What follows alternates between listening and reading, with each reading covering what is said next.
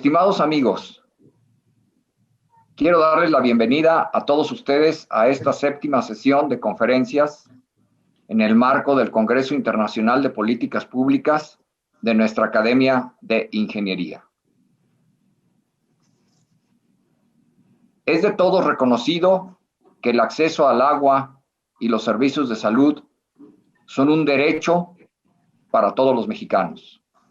En cuanto al agua, en el artículo 4 de nuestra Constitución se reconoce tal derecho humano. Toda persona tiene derecho al acceso, disposición y saneamiento del agua para consumo personal y doméstico en forma suficiente, salubre, aceptable y asequible. El Estado garantizará este derecho y la ley definirá las bases y apoyos y modalidades para el acceso y uso equitativo y sustentable de los recursos hídricos, estableciendo la participación de la Federación, las entidades federativas y los municipios, así como la participación de la ciudadanía para la consecución de dichos bienes. En cuanto a la salud, por otro lado, el mismo artículo nos informa que toda persona tiene derecho a la protección de la salud. La ley definirá las bases y modalidades para el acceso a los servicios de salud y establecerá la concurrencia de la Federación y las entidades federativas en materia de salubridad general, conforme a lo que dispone la fracción 16 del artículo 73 de dicha Constitución. La ley definirá un sistema de salud para bienestar con el fin de garantizar la extensión progresiva, cuantitativa y cualitativa de los servicios de salud para la atención integral y gratuita de las personas que no cuenten con seguridad social. Para platicarnos de estos temas, en esta mesa contamos con la presencia de tres reconocidos y prestigiados expertos: el doctor Humberto Marengo Mogollón, el licenciado Gabriel García Hernández y el doctor Malaquías López Cervantes, a los cuales agradecemos profundamente por haber aceptado nuestra invitación para participar. Y para presentar a nuestro primer ponente, cedo la palabra a mi colega, el maestro en ciencias Rolando de la Llata Romero, secretario de la Comisión de Especialidad de Ingeniería Geológica de nuestra querida academia. Rolando, si eres tan amable. Sí, muchas gracias. Muy buenas tardes tengan todos ustedes. Es para mí también un privilegio estar aquí el día de hoy en esta reunión. Sin embargo, tengo una mala noticia. La doctora Blanca Jiménez Cisnero, directora general de la Comisión Nacional del Agua, con la Conferencia Magistral Políticas Públicas de Explotación del Agua, no nos podrá desafortunadamente acompañar y tampoco pudo mandar a alguien que la sustituyera. Era todo su intención de estar con nosotros, pero en la noche nos confirmó que no podía estar por atender problemas de su trabajo en el suroeste de México. Ella nos expresó que lo sentía mucho y que no podía y que nos pedía una gran disculpa. Es por ello que modificamos un poco el programa de esta sesión. La buena noticia sería que recorremos las conferencias y nuestros ponentes tendrán más tiempo y ustedes para escucharlos. Por lo cual es para mí un gran honor y privilegio presentar a nuestro primer expositor, que estará a cargo de nuestro estimado y apreciado expresidente de la Academia de Ingeniería, el doctor Humberto Marengo Mogollón, con la conferencia Acciones para el cumplimiento del Tratado de Aguas de 1944 en el año 2020, quien es actualmente el comisionado de la sección mexicana de la Comisión Internacional de Límites y Aguas entre México y Estados Unidos, conocida por sus siglas como SILA. Antes de darle la palabra, me permitiré presentar una breve semblanza de su carrera profesional. El doctor Marengo Mogollón obtuvo su título como ingeniero civil, grado de maestro y doctorado en ingeniería con especialidad en hidráulica en la Facultad de Ingeniería del UNAM, donde también se desempeña como profesor desde 1985. Fue presidente de la Academia de Ingeniería y actualmente tiene la distinción de presidir el Consejo de Honor de la Academia de Ingeniería. Ha sido investigador del Instituto de Ingeniería de la UNAM por 5 años. Laboró 35 años en la Comisión Federal de Electricidad en el campo de presas y proyectos hidroeléctricos. donde tuve la fortuna de conocerlo y oportunidad de trabajar en algunos proyectos con él.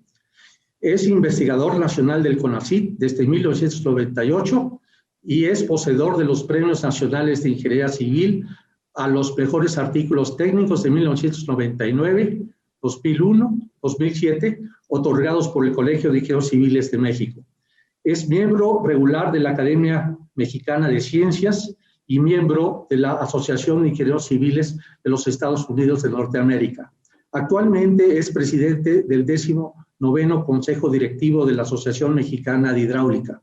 Nos da mucho gusto darle la bienvenida y la palabra al doctor Marengo Bogollón. Muchas gracias, maestro Rolando de la Llata. Me toca ser presidente del Consejo Consultivo de la AMH, no del Consejo Directivo, si no mi amigo Arturo Palma se va a enojar conmigo. Nada más la precisión. Quiero agradecerles profundamente la invitación para platicar de este importante tema de políticas públicas para México, de lo que significó precisamente las acciones para el pago del tratado para el pago del agua con el tratado de 1944 en este año 2020. No sé si yo puedo ya compartir mi presentación. Sí, por favor, doctor. No sé si necesitan darme ustedes volverme el hospedador para compartirla o ya se ve. Ya directamente lo puede hacer usted. Ah, perfectamente. Muy bien.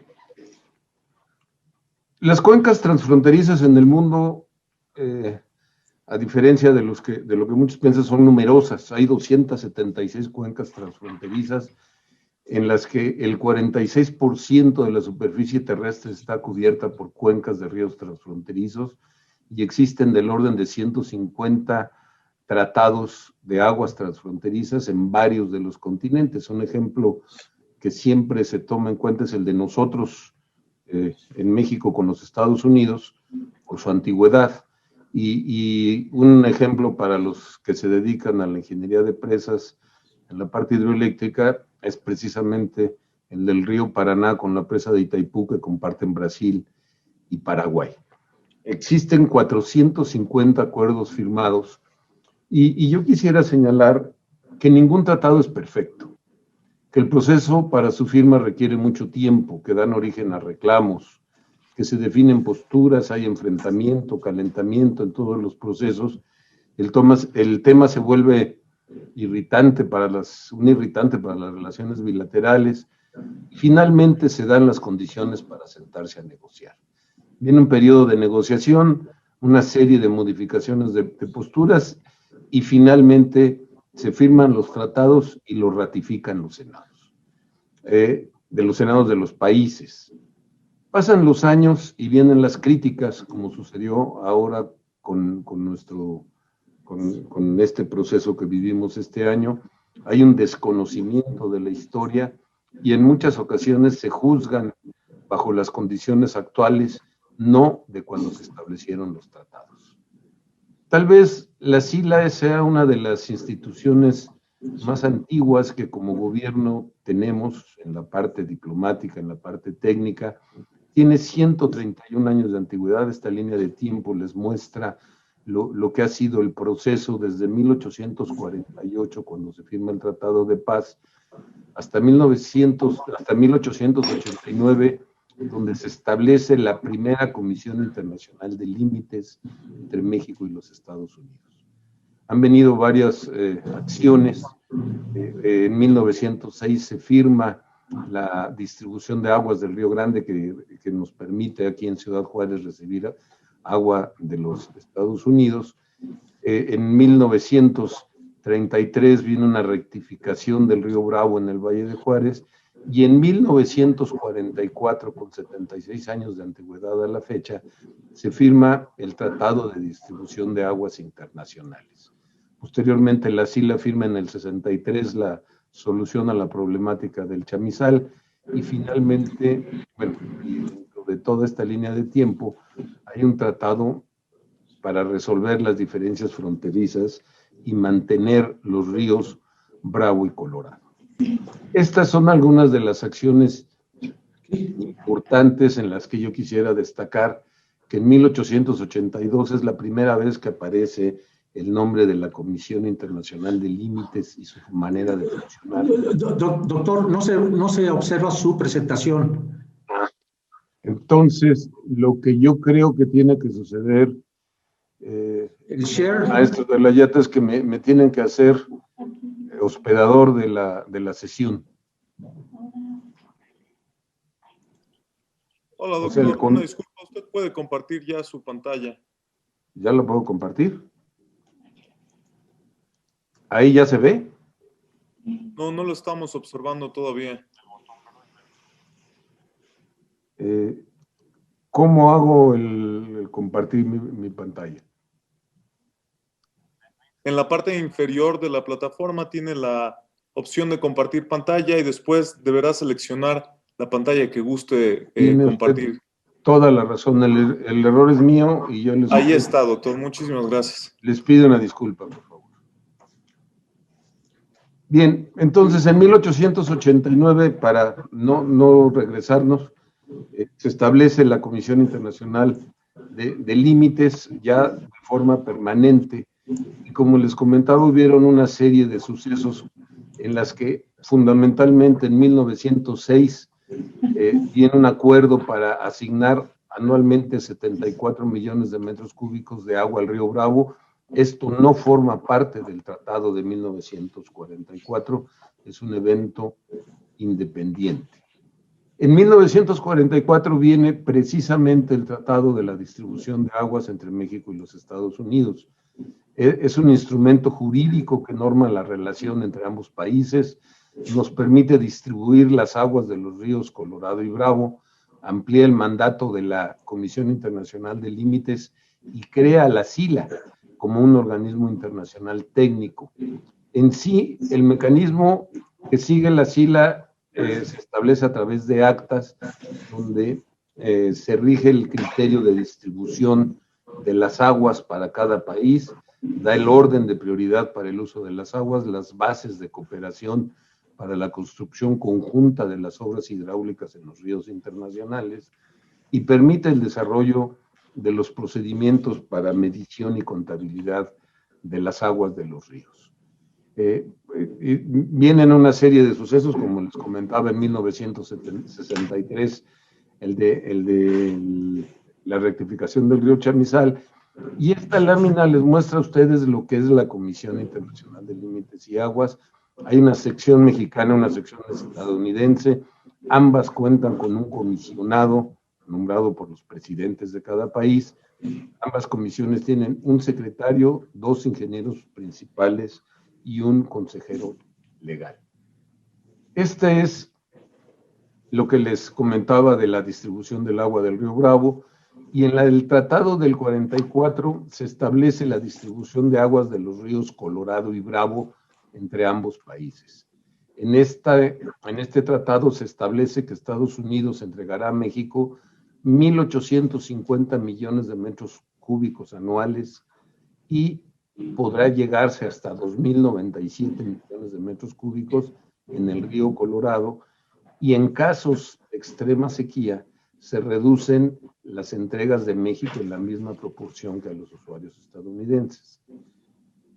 En lo que respecta al río Bravo, México entrega a los Estados Unidos 1/3 de los escurrimientos que llegan al río Bravo y que no debe ser menor en conjunto que 431.7 millones de metros cúbicos anuales, pero se permite el pago en un ciclo de 5 años que al multiplicar esta cantidad por 5 nos da 2.156 millones de metros cúbicos, que es lo que tenemos que entregar.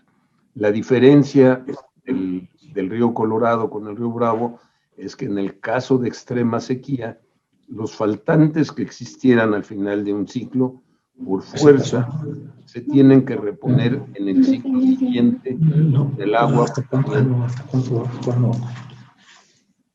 También en el Tratado de Aguas del 44 establece la condición de escurrimiento en la cuenca del río Tijuana, que básicamente es una situación del saneamiento del río Tijuana que hoy en día estamos llevando a cabo.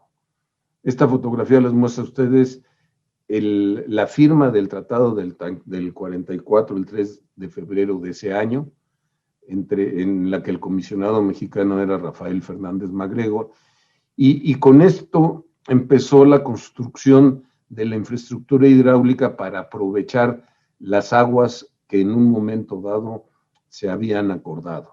De esta manera se construye la presa Morelos, se empieza en febrero del 49, se termina en 1950, y esta es la que nos permite distribuir el agua en los distritos de riego de Mexicali y el norte de Sonora. Al recibir las aguas del río Colorado, se construye posteriormente la presa Falcón a partir de 1951-52, se termina en el 54. Se construye la presa derivadora Ansaldúas, que no se considera una presa internacional para efectos del cumplimiento del tratado, pero sí nos permite hacer la distribución de aguas en la parte baja del río Bravo.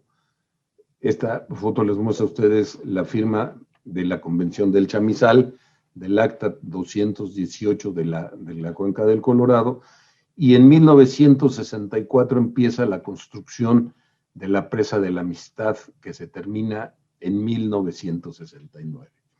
Como una parte de la cultura técnica de los ingenieros dedicados a las presas, yo quisiera señalar que aquí les muestro una sección de la presa de materiales graduados de la Amistad, que tiene una altura de 34.2 metros, pero lo que es curioso, bueno, lo que es de llamar la atención, es que el gasto de diseño de la presa de la Amistad, que está establecido con base en ciclones que inciden en la cuenca, está valuado en 54,000 metros cúbicos por segundo para un periodo de retorno de 10,000 años.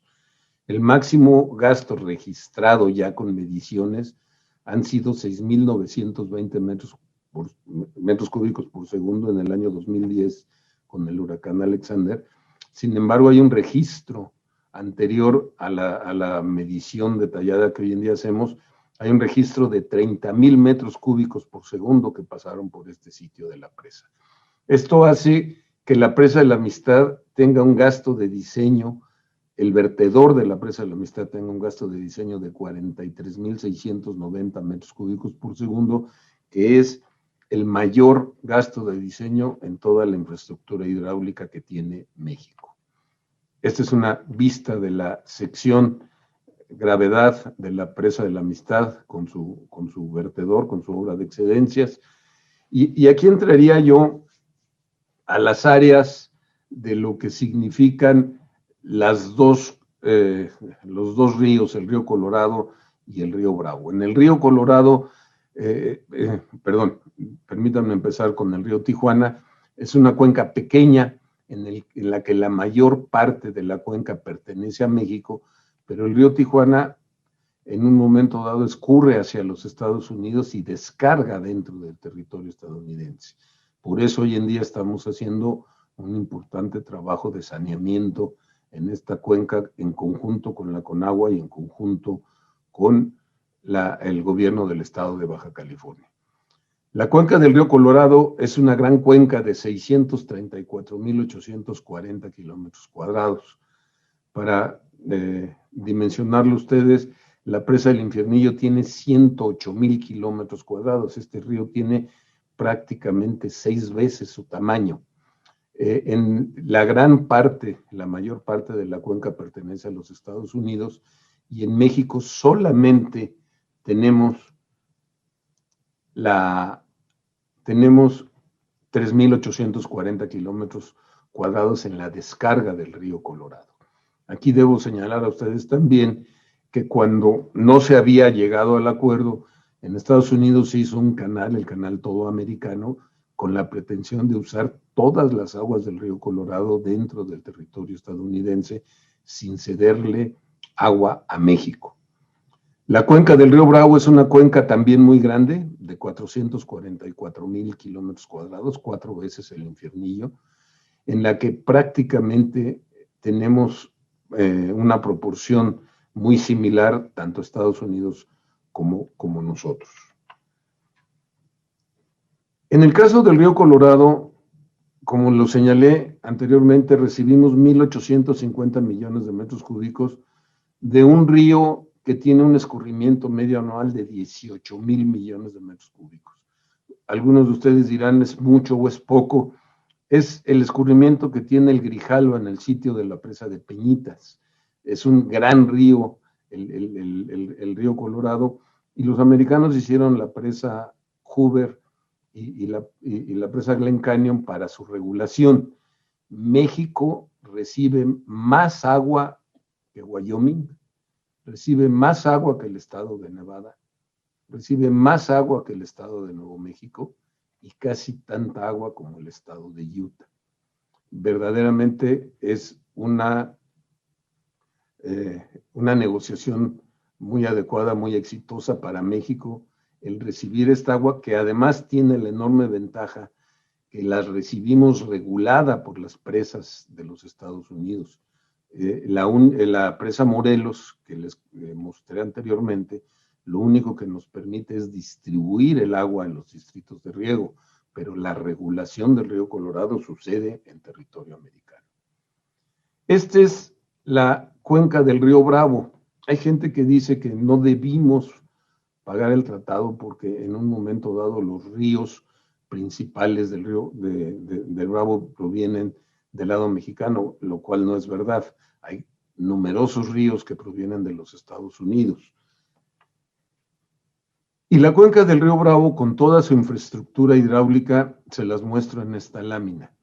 Desde Ciudad Juárez hasta la descarga en el Golfo de México, el río Conchos dentro del estado de Chihuahua tiene una serie de presas. Las más importantes son la Boquilla, la Francisco y Madero o las Vírgenes y la Luis L. León.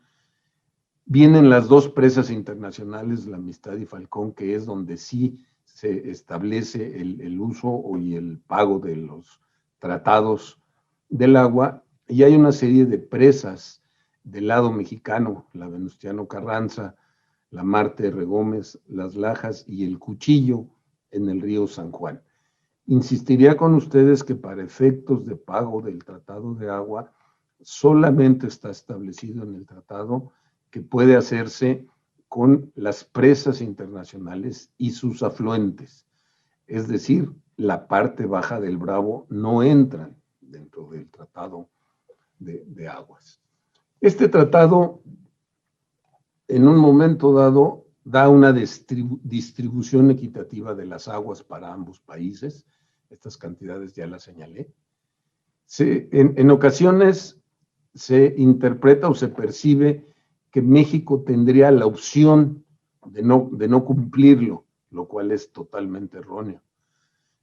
La unidad de cuenca, lo que se estableció en el tratado es que se iba a resolver como un problema de cuenca, no como un problema de ríos, o no como una aportación de ríos. Las excepciones que el tratado proporciona a México en sus ciclos de 5 años nos da una gran flexibilidad, unos mecanismos de seguridad y holgura, y a veces las excepciones se quieren ver como reglas, porque hay una cláusula para la extrema sequía en la cual permite el no cumplimiento del tratado. Las posturas generan fricciones, se inhiben procesos de cooperación y realmente los resultados que hemos tenido como país han sido verdaderamente favorables. No existiría toda la infraestructura hidráulica y sus cultivos de la zona de Mexicali, de Sonora y del propio Río Bravo.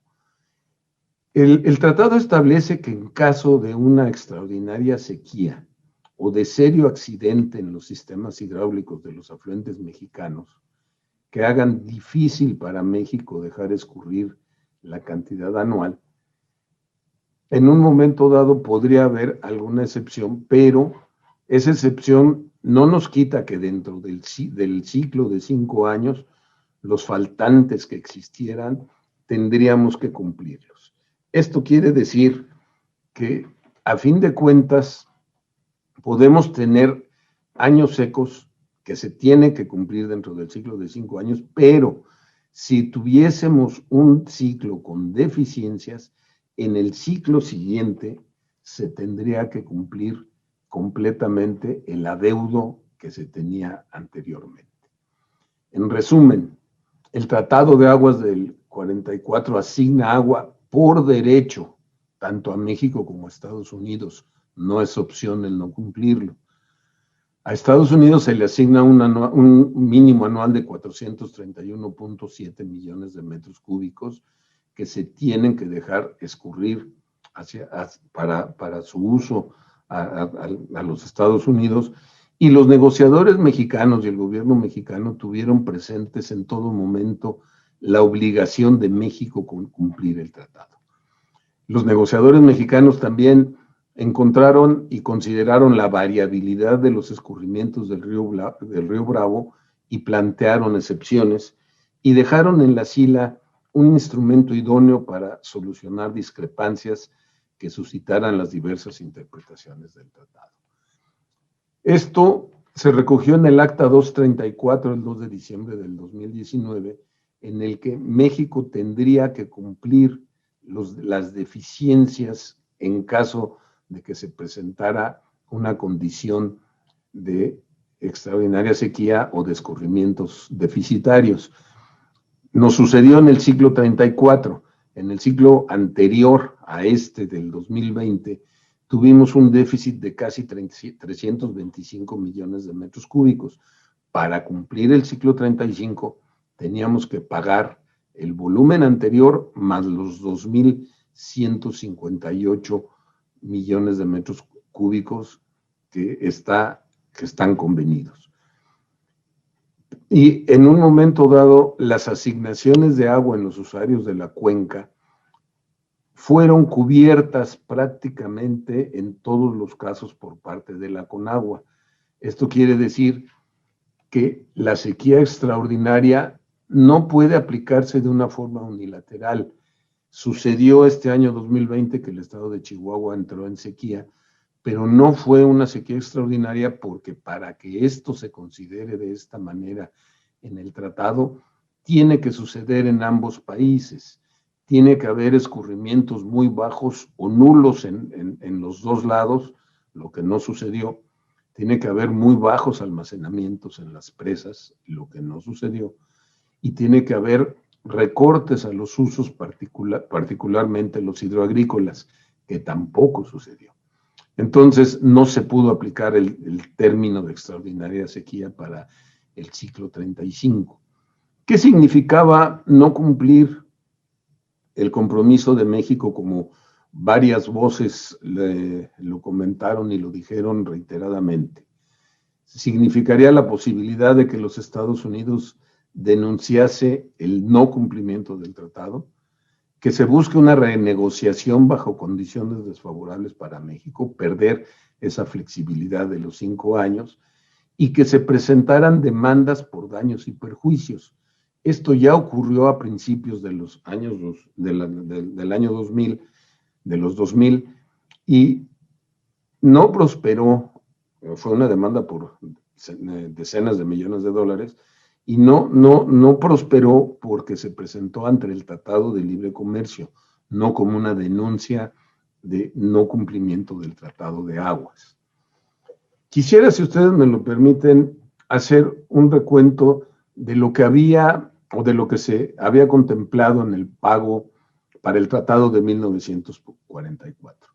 Se estimaba en el 44 que toda el agua que se usaba en el río Bravo eran 1.883 millones de metros cúbicos y que los consumos futuros podían llegar a 2.918 millones de metros cúbicos.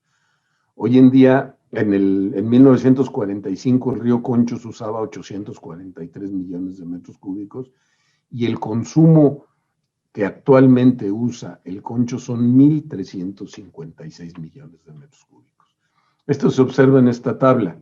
Aquí están por estado los distritos de riego que tiene cada uno de los estados, los volúmenes autorizados en cada bienio, y a fin de cuentas podríamos revisar que se están empleando en México del orden de los 3.200 millones de metros cúbicos más de lo que se había previsto originalmente. Entonces, hay un problema que verdaderamente tenemos que resolver y que nosotros en conjunto con la Conagua lo planteamos de la siguiente manera. Hay que hacer un modelo realista de oferta y consumo hídrico. El tratado es, el pago del agua del tratado es un consumo dentro del río Bravo. Hay que hacer un modelo hidrológico, hidráulico, como lo señalé hace un momento, realista, que considere todas las aguas que existen y finalmente podamos llegar a una contabilidad de cuánta agua hay contra cuánta agua está asignada. Debemos revisar en qué consumos pueden haber ahorros o disminuciones y cuáles deben continuar. Esto significa un plan de restricciones perfectamente estudiado y acordado, cada quien en su país, pero puesto en la mesa para los acuerdos futuros. Hay que revisar la infraestructura hidráulica que tiene México. Nuestras presas son presas muy viejas. La Boquilla se terminó su construcción en 1915, tiene apenas 105 años de edad. Las Vírgenes se terminó en el 45, tiene 75 años de edad. La Luis L. León tiene 50 años de edad. Nuestras cortinas ya son viejas, nuestras obras de toma y nuestra infraestructura están obsoletas. Entonces, hay que revisar toda la infraestructura hidráulica que posee México. Hay que ver la posibilidad de desasolvar y sobrelevar las presas dentro del territorio mexicano. Hay que hacer acuerdos para tecnificar el riego. Seguimos regando como se regaba en el 44 y como se ha regado por 4,000 años, con surcos y melgas, con eficiencias parcelarias del 30 o el 40%. Hoy en día el riego tecnificado tiene eficiencias del 70 o el 80%. Ya se está trabajando con la Financiera de Desarrollo Agropecuario para poder en un momento dado ver estos posibles cambios a los patrones de riego. Y el acuerdo tiene que comprometer a los usuarios, a los legisladores, a los gobernadores, a las universidades y al gobierno federal. A fin de cuentas, para cerrar el ciclo 35 sin faltantes, que México lo hizo, y lo hizo con una indiscutible calidad en toda su gestión diplomática, en toda la gestión que la Conagua en un momento dado aportó, y lo hicieron también mis compañeros aquí en la SILA. Tuvimos que entregar un volumen de 128 millones de metros cúbicos, que es un 30% del compromiso anual. La principal preocupación era cómo cumplíamos ese artículo 4º constitucional que señaló el doctor Humberto Sosa, para efectos de que toda la población tuviese agua disponible para su uso público urbano. Hay que recordar que cuando se hizo el Tratado del 44 no había el desarrollo urbano tan importante que existe hoy en la frontera. Hoy hay más de 14 ciudades que necesitan y se abastecen del agua en el río Bravo. Entonces, quedaron 110 millones de metros cúbicos para uso público urbano. Hicimos un escenario de entregas en el que, como les señalo a ustedes, se cumplieron con esos 128 millones de metros cúbicos e hicimos un análisis estadístico de funcionamientos de vaso con las probabilidades de ocurrencia, en la que prácticamente teníamos la posibilidad de cumplir el uso público urbano con un 98.67% de probabilidades de cumplimiento. Sin embargo, también se consideró que no podíamos tener alguna eventualidad. Entonces, el Acta 35 contempló un acuerdo con la sección estadounidense que amablemente aceptaron en los Estados Unidos, de que si necesitaba agua México por algún problema de sequía o de accidente en su infraestructura hidráulica, nos prestarían agua a cambio, evidentemente, de pagarla más adelante. Estos escenarios se recogieron estos escenarios aquí se los muestro en millones de metros cúbicos, en acres pies, y se cumplieron porque teníamos el escenario de no cumplir aún con un año seco, semiseco y muy difícilmente con un año normal. Como les repito a ustedes, habíamos tenido sequía en el estado de Chihuahua. Todo México tenía un año arriba del húmedo, y ahora con las inundaciones de Tabasco tenemos mucho más que el húmedo, pero el norte del país no tuvo agua suficiente. Entonces sí había una condición local de sequía en el estado de Chihuahua. Hubo un huracán, el Hanna, que a fin de cuentas también tuvo la ocurrencia de meterse hacia Coahuila y hacia Nuevo León y no hacia las cuencas de los ríos internacionales. Entonces no tuvimos aportaciones por ese evento y pudimos llegar con los análisis y los escenarios al cumplimiento de las condiciones de agua, asegurándole a la población que nosotros, aún entregando los 128 millones de metros cúbicos en las presas internacionales, cumplíamos el tratado. El tratado se cumplió completamente dentro del ciclo 35, a pesar de todas las diferencias. Lamentablemente hubo una muerte en el estado de Chihuahua con los sucesos en La Boquilla y hubieron muchas diferencias políticas, pero a fin de cuentas México cumplió con su cometido diplomático, con su cometido técnico de poder asegurar que el tratado estaba cumpliendo. Para terminar, permítanme hacerles un recuento muy rápido de lo que ha significado el cumplimiento con los distintos afluentes del río Bravo. De 1954 a 1991, el río Conchos cumplió con el 53.59% del volumen del tratado para su pago a los Estados Unidos. Del 54 al 19, esto en un momento dado disminuyó al 48.65%, y si tomamos solamente del 92 al 19, todavía ha habido una reducción del 38.3%.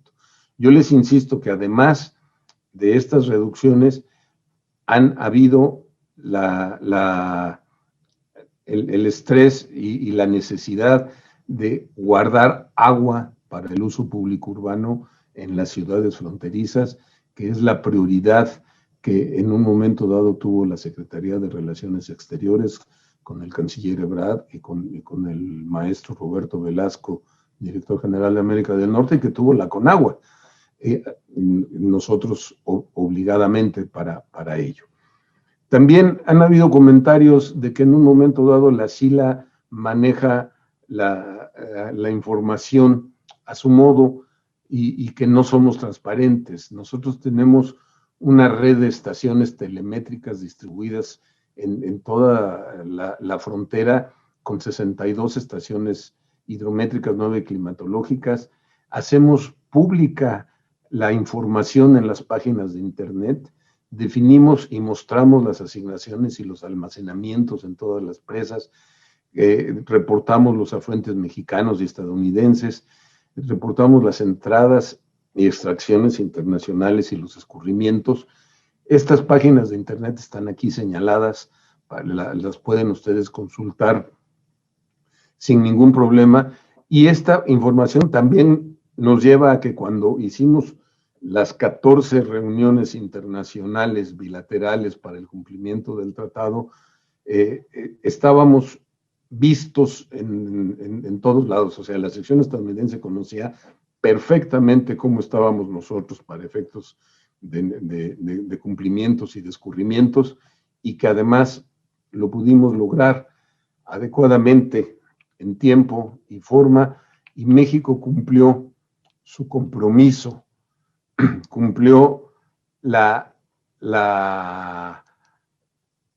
con el compromiso internacional, con el compromiso técnico del tratado del ciclo 35, prácticamente sin ningún faltante, y con la necesidad de sí hacer una serie de estudios adicionales en los próximos años. Yo con esto termino. Les agradezco infinitamente la la atención que tuvieron para conmigo. Muchísimas gracias. Agradecerle a la academia su gentil invitación, al doctor Luis Álvarez de Casa, a la doctora Mónica Barrera, al doctor Albarrán, la gentil invitación, y a ustedes, doctor Humberto Sosa y maestro Rolando de la Llata, por su extraordinaria conducción de la mesa. Muchas gracias. Muchas gracias, doctor Marengo. Pues muy interesante su conferencia por todo lo comentado, las obras que se pueden construir con acuerdos y entendimientos entre los dos países y donde se pueden realizar proyectos adecuados para las dos naciones. Fue muy interesante saber de la existencia de 232 cuencas transfronterizas con condiciones y situaciones diferentes, que hay más de 450 acuerdos firmados que hay, y por lo tanto, pues eso, pues desde luego que pueden existir reclamos y que el diálogo pues puede ser una forma de entendimiento.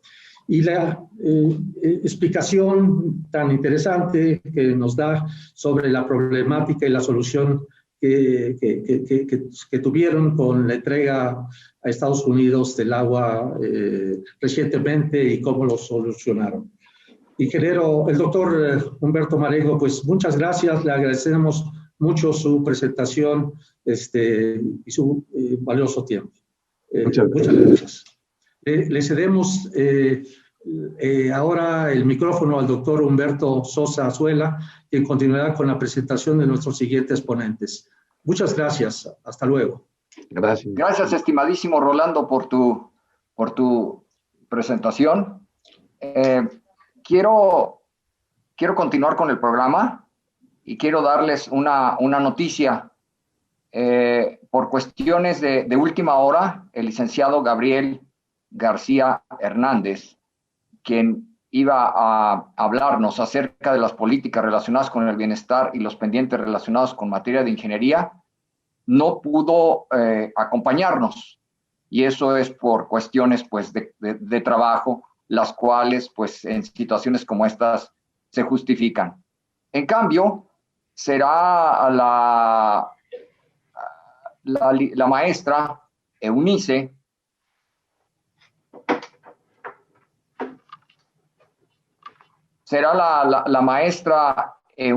Arias, directora general de evaluación y monitoreo de los programas sociales de bienestar, quien hará la presentación correspondiente. Para esto me voy a permitir leer un extracto del amplio currículum de la maestra Eunice Arias. La maestra Eunice Arias es licenciada en Ciencias Políticas y Administración Pública por la Universidad Autónoma de Querétaro, maestra en Políticas Públicas Comparadas por la Facultad Latinoamericana de Ciencias Sociales, pasante de maestría en Derechos Humanos y Garantías por el Instituto Tecnológico Autónomo de México y la Universidad de Génova, Italia, y actualmente cursa la maestría en Políticas Públicas Internacionales por la Universidad Queen Mary en el Reino Unido. Es experta en política pública, gerontológica, perspectiva de la familia y movilidad social. En el ámbito laboral, en su cargo como diputada local en Querétaro, en la 47ª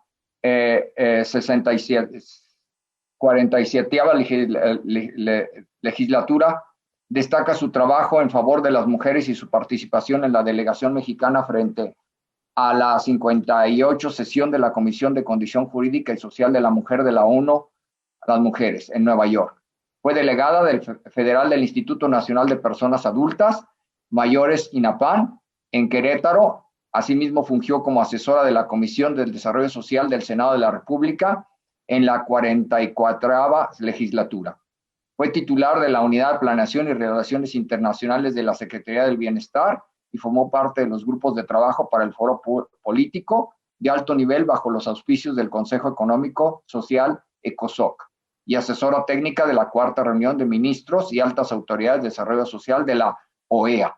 También colaboró en la elaboración del plan de trabajo o del Grupo Técnico de Desarrollo e Inclusión Social, GTDIS, en el marco de la Alianza del Pacífico, y brindó asesoría técnica a funcionarios del Ministerio de Desarrollo Social de Guatemala, Ecuador y Perú.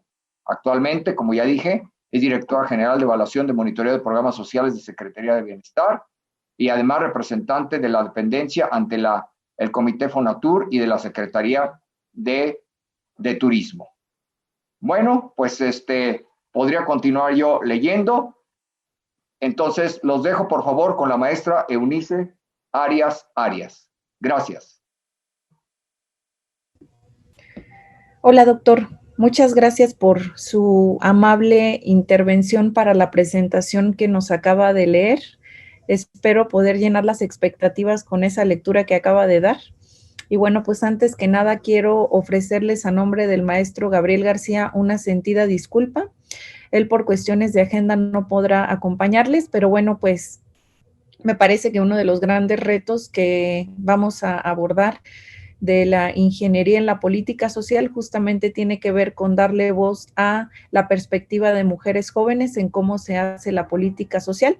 Entonces, para mí es un gusto poderles acompañar el día de hoy en este panel que además tiene a tan distinguidos y distinguidas ponentes y que muchos de ustedes yo los conozco por sus trayectorias académicas. Dicho lo anterior, quiero comentarles sobre un programa en específico. Voy a empezar a proyectar, me dicen si no ven la presentación, que me parece un programa que les significa en retos de ingeniería civil un gran, pues sí, un gran cuestionamiento en cómo van a abordar este nuevo programa, ¿no? El Instituto Nacional de Infraestructura Física Educativa, el INIFED, como ustedes saben, es el instituto que se dedica a brindar asesoría técnica en la construcción de las escuelas, específicamente en lo que tiene que ver con remodelación. Y para lo anterior, y derivado de un decreto de extinción del mismo instituto, surge un programa llamado La Escuela es Nuestra. La Escuela es Nuestra, que les quiero presentar. Ahora, La Escuela es Nuestra sustituye a los programas de infraestructura física educativa con la intención de empoderar a la ciudadanía en la toma de decisiones. El objetivo es asignar subsidios para mejorar las condiciones de la infraestructura y el equipamiento de los planteles públicos de educación básica. Para lo anterior, el Gobierno de México ha decidido emprender el programa La Escuela es Nuestra a fin de entregar directamente recursos para la construcción, mantenimiento, equipamiento de los planteles de educación básica a las comunidades escolares a través de un comité escolar de administración participativa, que es lo que se llama el CEAP.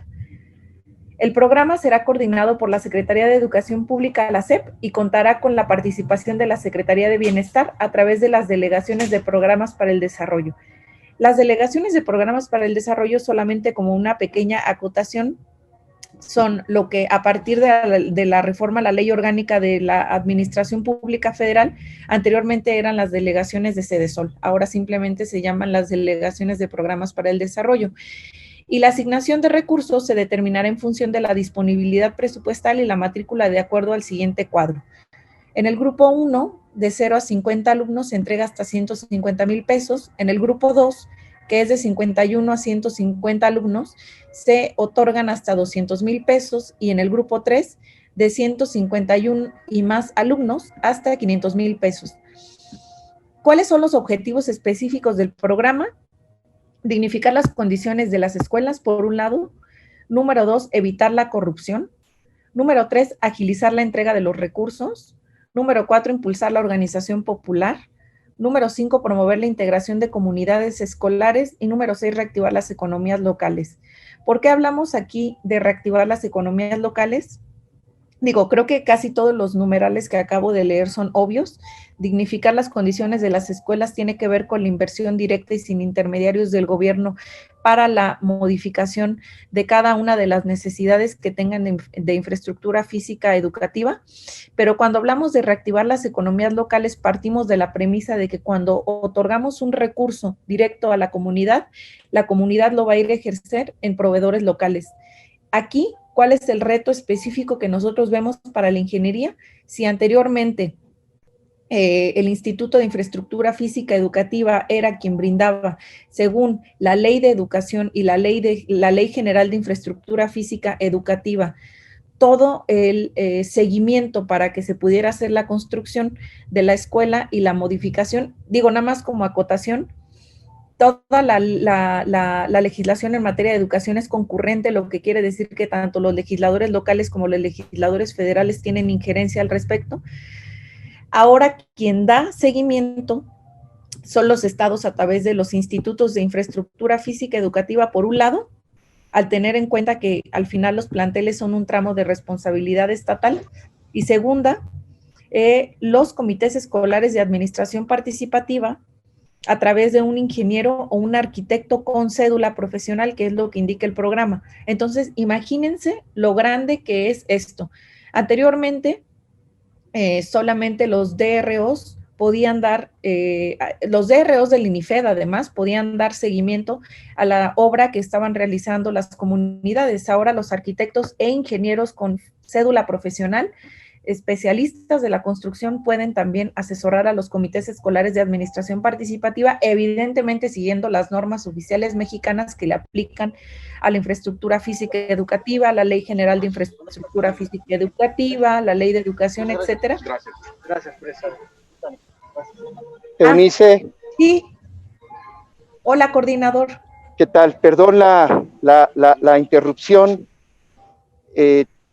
Estamos desde Zacapuaxtla, 4 veces heroica, y no quise dejar de conectarme, aunque para dar la explicación de que tú como responsable de muchos de los programas pudieras hacer esta exposición, pero quise saludar. Aquí estoy en Zacapuaxtla, en el estado de Puebla, en la región de Teciutlán, con muchas dificultades de conectividad de internet. Estamos viendo que aquí haya internet para todos, y solo quise saludar y agradecer mucho este espacio, ponerme a sus órdenes y disculparme que estamos por incorporarnos a una zona serrana y no vamos a tener señal de internet. Muchas gracias, y por favor continúa, Eunice. Estamos aquí en este lugar histórico con nuestros compañeros. Gracias y adelante. Gracias, licenciado. Éxito por allá en Zacapuaxtla. Gracias.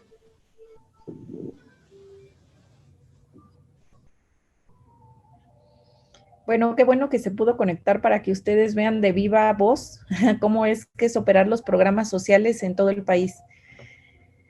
Bueno, pues continúo respecto de cuáles son los objetivos específicos y cuáles son los retos que vienen con este programa de la ingeniería. ¿Cómo es que se lleva a cabo la toma de decisiones en modo de asamblea escolar? Bueno, pues la asamblea escolar es la forma de organización de la comunidad de un plantel educativo para la discusión, el acuerdo y la toma de decisiones que se orientan a la mejora de las condiciones del plantel. Está conformado, y aquí eso es importante, y ahí en donde es el componente de presupuesto participativo, y de hecho esto es el ejercicio de presupuesto participativo más grande que hemos tenido en todo el país. Está conformado por madres y padres de familia o tutores, directivos, docentes o figuras educativas, estudiantes a partir del 4º grado de primaria. Es muy importante que vean que también los estudiantes forman parte de cómo se toman las decisiones en materia de infraestructura física educativa, y miembros de la comunidad. ¿Cuál es el propósito de esta asamblea? En primera, recibir y administrar los recursos asignados al plantel, ejecutar las acciones y acuerdos adoptados en la asamblea escolar, llevar el registro y comprobación de los gastos. Los gastos, también hago una acotación aquí. Nosotros, evidentemente, como gobierno federal, nos apegamos a lo que indica la Ley Federal de Presupuesto y Responsabilidad Hacendaria, dado que este programa se financia a través de la modalidad de gasto federalizado, que son subsidios. Entonces, todo se comprueba según la misma Ley Federal de Presupuesto y Responsabilidad Hacendaria. Y rendir cuentas del uso y aprovechamiento de los recursos. Después de que se conforma la comunidad en una gran asamblea, se elige un comité más pequeño, que es el Comité Escolar de Administración Participativa, que es un órgano electo por la asamblea escolar de un plantel, que es responsable del ejercicio de los recursos asignados a dicho plantel. Las funciones son recibir y administrar los recursos asignados al plantel, realizar el diagnóstico y elaborar el plan de trabajo, ejecutar las acciones y acuerdos adoptados en la asamblea escolar, llevar el registro y comprobación de los gastos, rendir cuentas del uso y aprovechamiento de los recursos. Aquí en el diagnóstico es muy importante que ustedes sepan que el ingeniero o ingeniera o arquitecto o arquitecta designado por la comunidad para darle acompañamiento a la mejora del plantel forma parte también de la elaboración del diagnóstico y el plan de trabajo. Entonces, aquí hay un reto importante para todos los profesionales de la construcción en cómo se democratiza, a la vez que se toman en cuenta todas las leyes que anteriormente mencionamos y además se mantiene la calidad de la infraestructura física y educativa y la calidad de la construcción. Los integrantes, como ya les dije, son un presidente en la forma de madre, padre o tutor, un secretario en la forma de un madre, padre o tutor, directivo, docente o figura educativa, una tesorera que preferentemente es una mujer, que puede ser una madre de familia o tutora de familia, dos vocales que pueden ser aquí todo lo que se enuncia, y un estudiante que puede ser una alumna o un alumno a partir del 4º grado, sin derecho a voto y con autorización del madre, padre o tutor. Voy a saltarme un poco aquí porque esto es un poco más procedimental y me voy a ir a la parte del diagnóstico, que esto es en donde participarían los ingenieros o los arquitectos. Y la prioridad de atención a las necesidades puede definirse considerando los siguientes factores. 1, los riesgos para la seguridad de la comunidad escolar. 2, si hay afectación a las actividades educativas.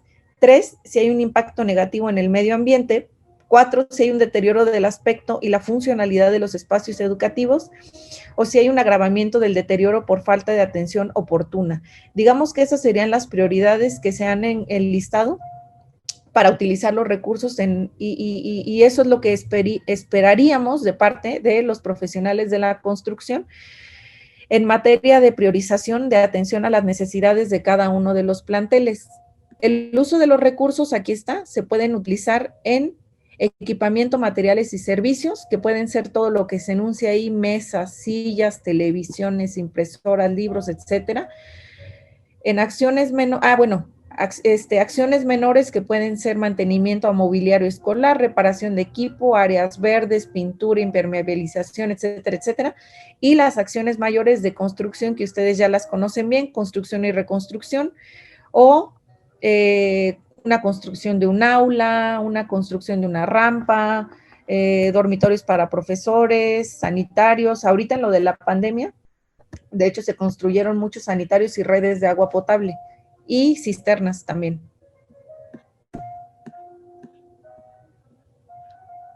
El programa, en lo general, significa un reto importante porque es el ejercicio de presupuesto participativo más grande que hemos visto en el país, por un lado, y por otra, porque como les decía, las que toman las decisiones respecto de cómo no enteramente, pero quienes administran física y materialmente en recursos son mujeres. Entonces, estamos ante un programa que, como ustedes pueden ver, empodera muchísimo a las mujeres mexicanas, por un lado, y por otra, empodera muchísimo a la comunidad. Evidentemente, hay retos importantes en la desaparición del Instituto Nacional de Infraestructura Física Educativa, como seguir manteniendo la calidad de la infraestructura y de la obra, a la vez que permitimos a la comunidad que tome decisiones al respecto.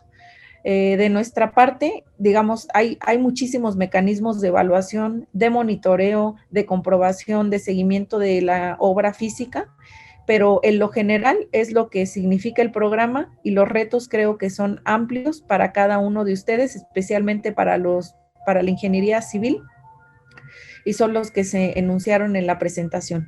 Les agradecemos mucho el espacio, y a nombre del coordinador Gabriel García, pues les agradece mucho la invitación, y de nueva cuenta, pues como ya lo dijo él ahora que se conectó, les ofrece una sentida disculpa, y esperamos que este programa sea del interés de la academia.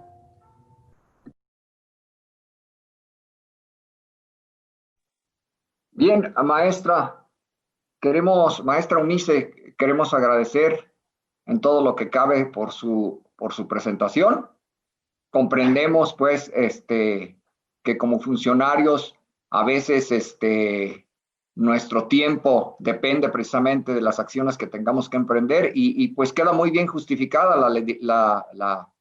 la participación de usted en el sentido de que el licenciado Gabriel García no nos puede acompañar por cuestiones obvias, ¿no? Gracias, por favor.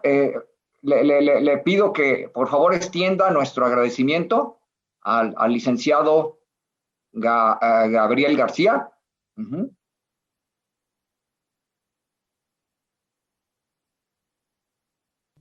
Muchísimas gracias. Bueno, gracias. Yo un comentario al respecto. Ese supuesto que menciona. Ok. Bueno, pues vamos a continuar con nuestro programa. Y para hablarnos acerca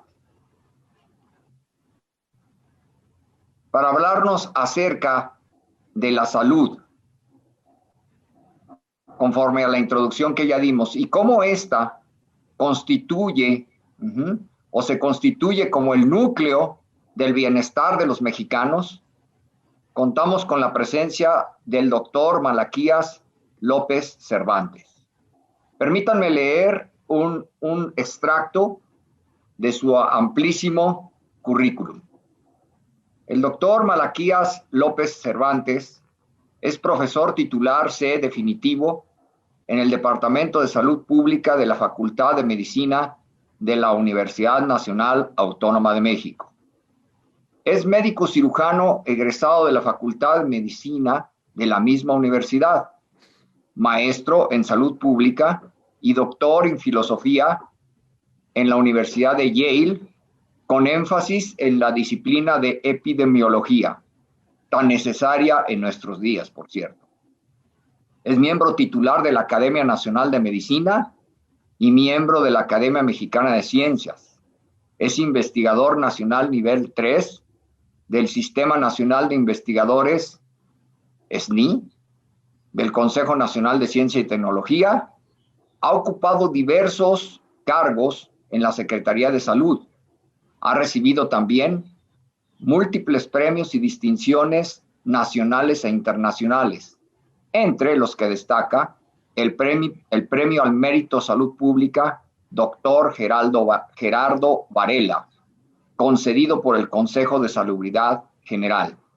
Con nosotros, el doctor Malaquías López Cervantes. Doctor, por favor, si es tan amable. Muchas gracias, doctor Sosa. Agradezco cumplidamente la invitación que se me hizo para participar en este evento. En principio se siente un poco extraño que dedicado uno a la medicina de pronto hablar ante la Academia de Ingeniería, pero creo que los puentes que debemos de estar haciendo entre las academias de actividad profesional y científica de México son cruciales y que es un magnífico foro, una magnífica oportunidad para poder platicar con ustedes. Me pusieron un tema difícil de desarrollar que tiene que ver con las relaciones que hay entre bienestar y salud. Y bueno, pues trataré de resolverlo utilizando el viejo truco de hablar de lo que puedo y decir que estoy hablando de lo que me dijeron. Vamos a dar inicio. Miren, quiero cubrir a través de la presentación estos conceptos que tienen que ver con el origen de la idea del bienestar y cómo en el tiempo moderno hemos ido vinculando a la salud con este concepto original de bienestar y cómo llegar a mejorar finalmente la salud en México para adquirir mayores niveles de bienestar. Según la idea que quiero compartir con ustedes hoy, el concepto y el origen del bienestar nos remontan hasta la Edad Media, cuando en el Renacimiento ocurrió una fractura entre las ideas vigentes hasta la época acerca de la autoridad y de su legitimidad, que era el que los reyes estaban designados por Dios y que esto a partir de las guerras religiosas de los años 1500 se empezó a poner en cuestión, en parte porque no era posible ya mantener esa unidad hasta entonces vigente de la estructura religiosa, que era la que legitimaba la estructura de la configuración del poder civil. Más adelante, bueno, pues el momento en el que esto hace eclosión a nivel internacional, pues es la Ilustración, esta época que culmina con la Revolución Francesa de 1787 y donde surgen de lleno las ideas de libertad, igualdad, fraternidad, solidaridad y que empiezan a permear a todas las demás sociedades que vivían todavía en condiciones de opresión, en condiciones de carencia, a través de la vieja estructura que había hasta el momento, se había mantenido vigente de poder en las monarquías y en la sucesión de los diversos reyes en todos los espacios geográficos. Y surge una idea que hoy en día consideramos como la ciudadanía y que ha evolucionado todavía más allá de la mera ciudadanía hasta el concepto de derechos humanos que tienen vigencia a través del tiempo y del espacio de una manera que la ciudadanía no puede consolidar al verse vinculada estrictamente a unas fronteras. Entonces, un momento crucial en la evolución de todo esto es lo que se conoce como el gran duelo de la salchicha. Un médico, patólogo, Rudolf Virchow, era al mismo tiempo parlamentario en Alemania, bueno, en Prusia, y fue colega, si se le puede decir así, de Bismarck, del canciller de hierro, que terminó con la propuesta de unificación de toda Alemania, pero a quien se atribuye el origen de la seguridad social. Mi maestro, el doctor Jesús Kumate, decía que lo que pasó con Bismarck es que era constantemente maltratado en las reuniones de la asamblea, de la Bundestag, y que pues todo el tiempo trataba al derechista Bismarck como trapeador y le hacía notar la importancia de respetar a la sociedad civil y de mantener en lo posible una mayor apertura para lograr el respaldo del pueblo y así poder consolidar las ideas pangermánicas. Bueno, como quiera que haya sido, ese es un hito en la evolución de la humanidad, es el surgimiento del concepto de seguridad social y a partir de allí se puede anclar con claridad la idea del estado de bienestar.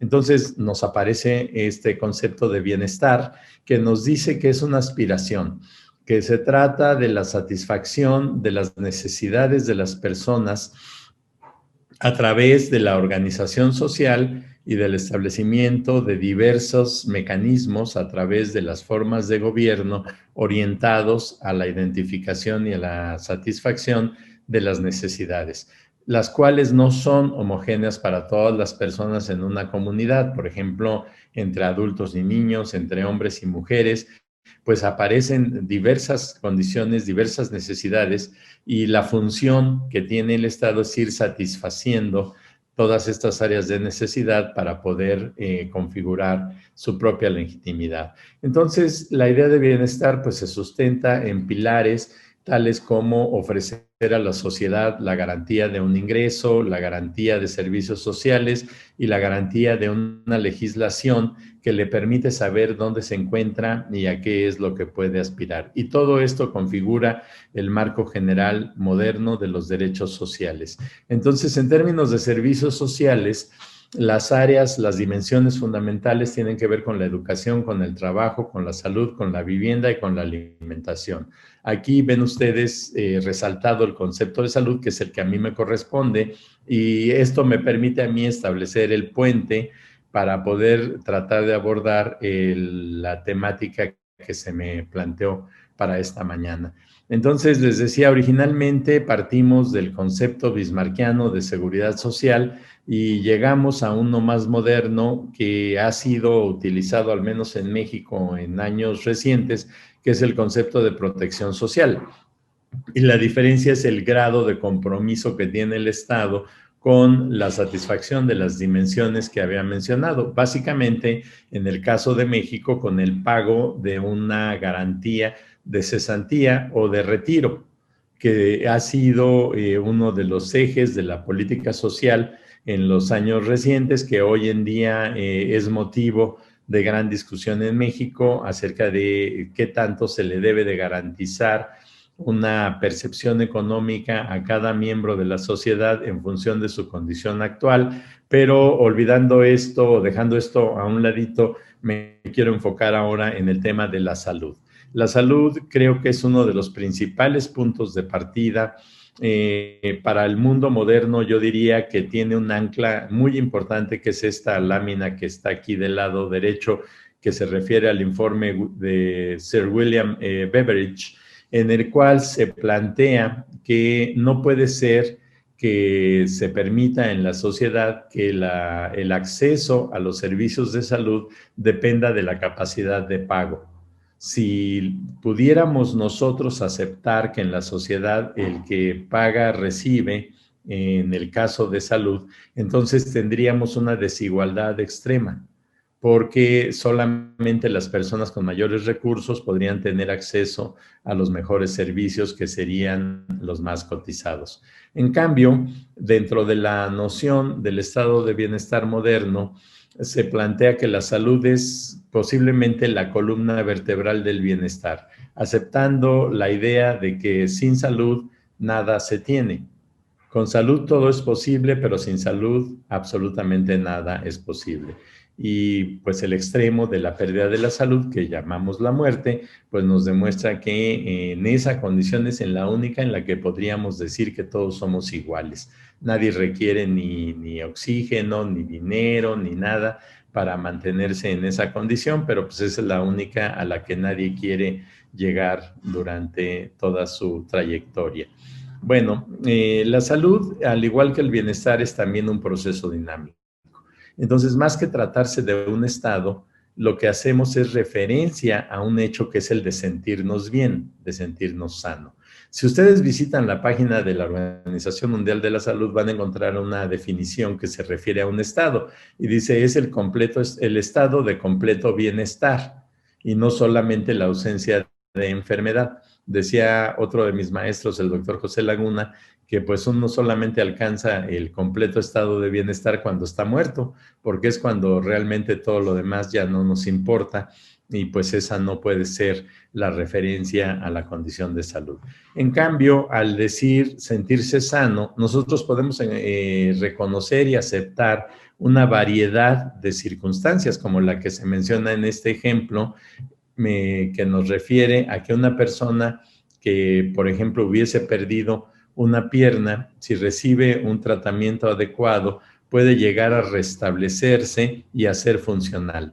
Y de hecho, la definición operacional moderna de salud se basa precisamente en la capacidad para llevar a cabo las actividades usuales, como se muestra en este diagrama, que nos hace referencia o que nos lleva, alude al instrumento quizás más utilizado en el mundo hoy en día, que se llama el Euroquol, que nos dice si la persona es capaz de moverse, de resolver por sí mismo sus requerimientos, como bañarse, cepillarse los dientes, vestirse, ponerse los zapatos, si carece de condiciones que le provoquen dolor o desconfort o falta de confort, y si se encuentra libre de ansiedad y de depresión, la persona entonces puede funcionar. Y la salud es vista como la capacidad de funcionar de las personas y de cumplir con sus aspiraciones individuales y con las expectativas que la sociedad tiene. Ahora, para lograr todo esto, pues tenemos que enmarcar a la salud como uno de los desideratum de la humanidad, de todas las personas y de todos los grupos sociales del mundo. Y según la encuesta del milenio de las Naciones Unidas, la salud es el deseo número 1 de hombres y mujeres en el mundo. Todos podemos aspirar a tener propiedades, a tener diversiones, a tener muchas circunstancias resueltas, pero la número 1 es encontrarnos sanos. Insisto, bajo esta idea de que sin salud todo lo demás carece de sentido. En términos económicos, entonces, según estos dos, Schultz y Becker, premios Nobel, la salud y la educación son los pilares del capital humano. necesitamos primero estar sanos y segunda, necesitamos educación para poder tener y mantener una productividad económica que nos lleve a niveles más elevados en toda nuestra etapa de vida y desarrollo. Según Amartya Sen, también premio Nobel en economía, la salud es la base de las capacidades humanas. Es lo que le confiere valor propiamente a la vida humana y nos incluye diversas dimensiones conceptuales del desarrollo que ya mencioné antes, como la educación, como la alimentación, como la seguridad pública, la vivienda y el empleo, pero todo girando en torno a este concepto central que es el que llamamos salud. Hay otro referente histórico de gran importancia, que es la Carta para la Salud, que se firmó, se definió y se firmó en Ottawa en 1986, que incluye los conceptos ya mencionados como la base para el bienestar y para el desarrollo social, y que todos ellos giran en torno a la condición de salud como la base. Y entonces nos surge pues una pregunta que sirve como puente para ubicarnos en el caso nacional, el caso de México, y es ¿qué debemos hacer para que avancemos en México? Entonces, mi planteamiento pues es que tenemos que enfocarnos en lo que la gente necesita. En materia de salud, la propuesta, sin haber llevado a cabo una encuesta como la que hace rato mencioné a nivel mundial, pues lo que la gente requiere es atención de contacto primario, no la atención hospitalaria. Y bueno, quizás al final queda un momento para hacer una referencia al ejemplo que estamos viviendo en este año y que nos lleva a tener esta reunión por Zoom, la pandemia de la COVID-19. Pero bueno, no adelantemos vísperas, me ubico en esta idea. Para poder ofrecer mejores oportunidades de atención a la salud y de respuesta a la enfermedad. Hace más de un siglo, se publicó en Inglaterra el informe Dawson. Este es un informe de una comisión presidida por Sir Dawson de Penn, en la cual se hace referencia al futuro de los servicios médicos y afines y se hacen una serie de recomendaciones que yo tengo la sospecha de que en México se tardaron mucho en leer, las pocas personas que lo hayan llegado a leer, pero que bueno, en este informe se dice que el eje central, el punto principal es que debe de existir una buena administración que permita emprender una función especial a través de un solo cuerpo directivo para responder a toda la comunidad y no a segmentos de esa comunidad a través de diversos cuerpos directivos. Esto yo lo identifico como el principio de la no segmentación. Y les decía que el ejemplo claro de lo que pasó en México es que decidimos caminar por el espinoso sendero de la sí segmentación. Bueno, más adelante podemos regresar a este tema, pero siguiendo con lo planteado por este informe Dawson, argumentan los autores que los cambios que están recomendando son necesarios debido a que la organización de la medicina, es decir, de la atención médica, se ha revelado, se ha reconocido como inadecuada porque no pone las ventajas del conocimiento médico en una forma adecuada, es decir, funcional al alcance de la población. Y que la disponibilidad general de los servicios médicos solo puede quedar garantizada o asegurarse a través de una nueva organización, que se amplíe, que se distribuya en función de las necesidades de la comunidad. Y que esta organización es indispensable por razones de eficiencia y costo. Los servicios de atención médica en particular son sumamente costosos y para que puedan beneficiar al público y a la propia profesión médica deben de estar enmarcados en una organización adecuada. El diagrama de organización se muestra en esta lámina del lado derecho y como pueden ver ustedes en la esquina inferior derecha hay un rectángulo. Ese rectángulo es lo que en el informe Dawson se reconoce como un centro universitario, lo que hoy llamaríamos un hospital de alta especialidad, en el caso de México, porque nada más en México utilizamos un concepto tan lleno de complejidades. Y como ven ustedes en este diagrama, las líneas nos indican cómo desde los puntos periféricos, que es donde la gente vive, se establecen algunos servicios básicos de recepción de personas que cuando es requerido son concentradas en lo que se llamaría en el caso de México un hospital general, un centro secundario, llama el informe Dawson, de donde se podrían apoyar si fuera necesario en el rectángulo. Entonces documenta la idea de la creación de lo que todavía en México llamamos los centros de salud y nos dice que hay centros primarios y centros secundarios. Los centros primarios son los que entran en contacto directo con las personas y que responden directamente a sus planteamientos, a sus necesidades, y que cuando esos centros que deben de ser atendidos por médicos generales, eso es importantísimo enfatizarlo, pueden recurrir a los llamados centros secundarios donde habrá algunos médicos especializados que deben ofrecer apoyo en la resolución de problemas que por alguna razón están fuera del alcance de los que se encuentran en estas unidades periféricas primarias. Les pongo médicamente un ejemplo. Si una persona tiene un cuadro de apendicitis y lo que consideramos prudente es hacerle cirugía, pues no se puede hacer cirugía en un consultorio. Ese tipo de cirugía tiene que llevarse a un ambiente mucho más controlado y con más recursos que llamaríamos nosotros el centro secundario o hospital general. Y solamente en el caso de que existiera una complicación extraordinaria, se tendría que recurrir al apoyo que nos ofrecería ese rectángulo que es el centro de lo que llamaríamos atención terciaria. Bueno, una vez establecidos estos criterios, tendríamos que escoger cuál es el camino que queremos seguir. Entonces, aquí tenemos como el espectro, una representación de todo el espectro de las posibilidades de servicio. Desde el peor de todos los que tenemos en términos de eficiencia en el planeta, que es el sistema de los Estados Unidos, donde solamente se recibe lo que la persona puede pagar, hasta lo mejor, que en este caso, en el diagrama, se le atribuye a Canadá, que es un sistema que garantiza que todos reciben la misma atención. Es decir, reciben la atención que necesitan según su condición particular.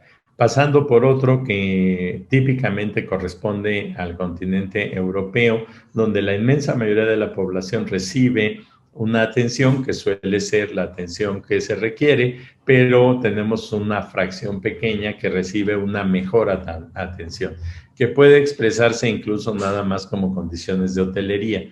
Tener un cuarto con baño privado, con cama para visitantes, con aire acondicionado, con televisión, qué sé yo, que pueden no tener ninguna influencia sobre la condición y la evolución de la persona, pero pues los hacen sentir mejor de acuerdo con sus posibilidades económicas. Bueno, todo esto nos lleva a entender que el sistema de salud es un determinante social de la salud. No es estrictamente un mecanismo de respuesta a la enfermedad, sino todo un recurso social que favorece las condiciones de salud en la comunidad. Pero en México carecemos de un buen sistema de salud. No es accesible, no es efectivo, no es eficiente, no mantiene buena calidad y esto se traduce en condiciones negativas para los propios usuarios de los servicios y además en diferenciales entre los diversos componentes. Aquí podemos abundar un poco en lo que hace rato anticipaba y decir que, bueno, pues no es lo mismo el Seguro Social que los servicios de la Secretaría de Salud, de la Secretaría de la Defensa Nacional, o los servicios que ofrece en general la Secretaría de Salud, o los servicios que se ofrecen a través de la iniciativa privada. Hemos visto en las noticias cómo hay diferenciales muy importantes en el riesgo de morir cuando una persona tiene la COVID-19 y acude a los diversos servicios que es posible acudir en México y cómo en alguna institución tenemos una mortalidad muy superior a la que se ha documentado en otras instituciones. Y bueno, ¿a qué se debe esto? Pues precisamente a esa segmentación, a la reproducción incontrolada de condiciones burocráticas y de condiciones administrativas para llevar a cabo o permitir el funcionamiento, la operación de los servicios. Y bueno, pues nos debemos de tener muy claro que nuestro sistema de salud se configuró hace ya muchos años, hace más de 70 años, y que no ha cambiado en lo fundamental. No ha habido una verdadera adaptación a las condiciones actuales de la sociedad y tampoco estamos preparados para lo que sigue, para poder entender el porvenir del propio sistema y el porvenir de la sociedad mexicana. Hemos vivido un proceso de cambio demográfico crucial, que yo llamo transformación demográfica, en el cual hemos dejado de tener una fracción muy pequeña de personas que viven en la, que llegan a la edad adulta, como en mi caso, a lo que llamamos la tercera edad, y una mucho menor proporción de personas que están naciendo y que están viviendo las primeras etapas de su vida en relación con los que nos quedan más arriba en términos de edades. Esto constituye una rectangularización de la pirámide poblacional que se traduce en diferentes condiciones para las diferentes partes de esta sociedad, como es el caso de las enfermedades crónico-degenerativas. Entonces, es crucial que se tome ya una decisión para reconfigurar el modelo de servicio y se puedan ofrecer mejores opciones a la sociedad. El sistema de salud... ¿Podrías pasar a las conclusiones, si eres tan amable? ¿Cómo no?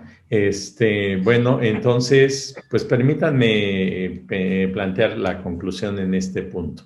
El sistema de salud en este país sigue siendo segmentado, sigue siendo desarticulado y sigue siendo ineficiente. Los años recientes, a pesar de grandes anuncios al respecto, aunque bueno, todavía queda una semana, podrían o deberían de llevarnos a la configuración de un nuevo sistema. Se dijo que como el de Suecia, o el de los países nórdicos, donde se pudiera dar una forma de respuesta y prevención y atención diferentes, pero hasta el momento los beneficios que ofrece el sistema de salud no han llegado a la población, son sumamente limitados y prevalece un esquema de atención tardía basado sobre todo en la atención hospitalaria.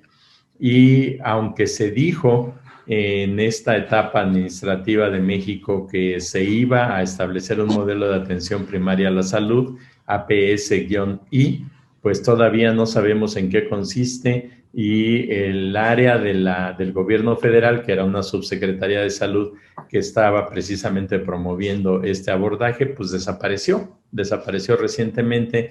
Y esto, al parecer, nos deja en manos de una mayor condición de desarticulación y de falta de eficiencia. Entonces, creo que es el momento de revisar la circunstancia nacional, de proponer que se tengan que se tenga una mayor disposición para aprender, para entender y para plantear soluciones a las condiciones de salud de México, para mejorar la situación poblacional y lograr nuevos niveles de bienestar. Muchas gracias por la invitación. Hasta luego, Gregorio. Muchísimas gracias, estimado Malaquías, por tu excelente presentación. Cedo la palabra a mi colega Rolando de la Yata. Bueno, yo nada más me quiero despedir de todos ustedes y agradecerles por la participación. Muchas gracias a todos. Hasta luego. Gracias. Para terminar esta sesión, mi colega Rolando de la Yata Romero y un servidor, queremos agradecer profundamente a nuestros tres ponentes por sus enriquecedoras presentaciones, muy motivadoras y prometedoras, que nos dan luz en cuanto a las acciones a seguir en materia de agua y salud. Agradecemos también a todos ustedes, estimados amigos, por su tiempo, por habernos acompañado en esta séptima sesión de conferencias en el marco de nuestro Congreso Internacional de Políticas Públicas de la Academia de Ingeniería. Continuamos. Gracias.